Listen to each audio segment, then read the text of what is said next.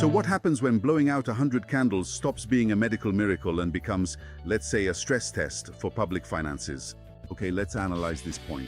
Today, in this in-depth exploration, we examine notes and research that reveal a truly unexpected relationship between longevity, ethics, and, incredibly, even faith.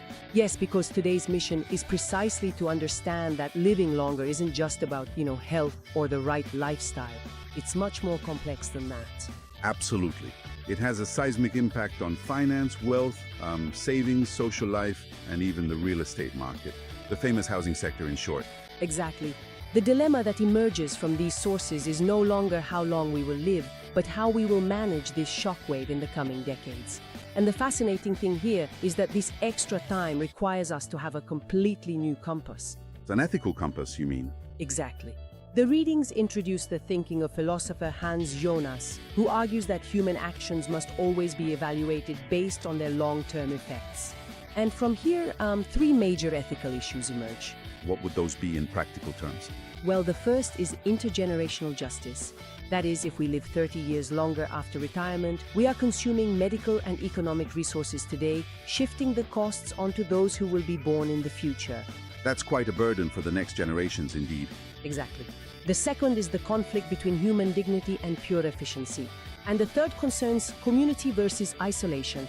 In practice, our housing choices are creating networks of mutual support, or let's say, gilded cages of loneliness. Wait, though it's easy to say we shouldn't just think about efficiency, but if productivity drops drastically with age, who funds this extra time? How do you balance dignity with budgets in the red? That's an excellent question. And this is where ethics becomes operational. That is, if extra time is our most precious capital, ethics should act like a financial advisor deciding how to invest it wisely. Maybe by investing savings in co-housing instead of burning resources on clinics where the elderly are, well, parked. Yes, the risk of a purely economic perspective is exactly this, discarding those who no longer contribute to the GDP. Cities themselves are designed for those who produce, not for those who have a different pace. But the sources explain to us that, to overcome this perspective, for those who believe, faith comes into play. This is where things get really interesting. The theologian Abraham Heschel is mentioned. He completely overturns the perspective, suggesting that time is not a property to be accumulated or monetized, but a realm in which one can encounter the sacred. Wow. So faith reminds us that human dignity is never tied to a bank account or, well, to economic efficiency. Never. We are not machines that lose market value as they wear out. We are made for reciprocity. And in a society obsessed with performance and metrics, this is a breath of fresh air. Does it mean that the wealth accumulated over a lifetime serves to finance new social models, even when we become fragile? Absolutely. Models in which the elderly continue to bring value to the community, and the failure to recognize this reciprocity is the reason why the ethical aspect of longevity has so far been, well, tragically overlooked. Far too overlooked, no doubt about it. But if we connect this to the bigger picture, the urgency to bring together finance, urban planning, health and ethics is finally moving beyond university lecture halls. In fact, these neglected topics will be at the heart of the Longevity Revolution Conference. Ah, a moment when these theories are finally being put into practice. A fundamental step for civil society. The details make us realize how imminent the problem is. The conference will be held very soon, on April 18, 2026, at the Alexander Palace in Abano Terme. April 18th noted.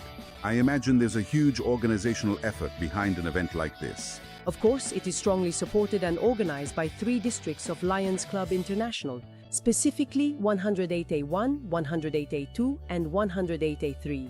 The goal is precisely to take ethics and turn it into a tool for rethinking housing and social networks. So what does all this mean? By analyzing these documents, it becomes clear that the real challenge of our era is not technical. Exactly. Medicine has already given us more years. That's right. Now we need a civil and spiritual revolution to add meaning, responsibility and sustainability to those years. I agree.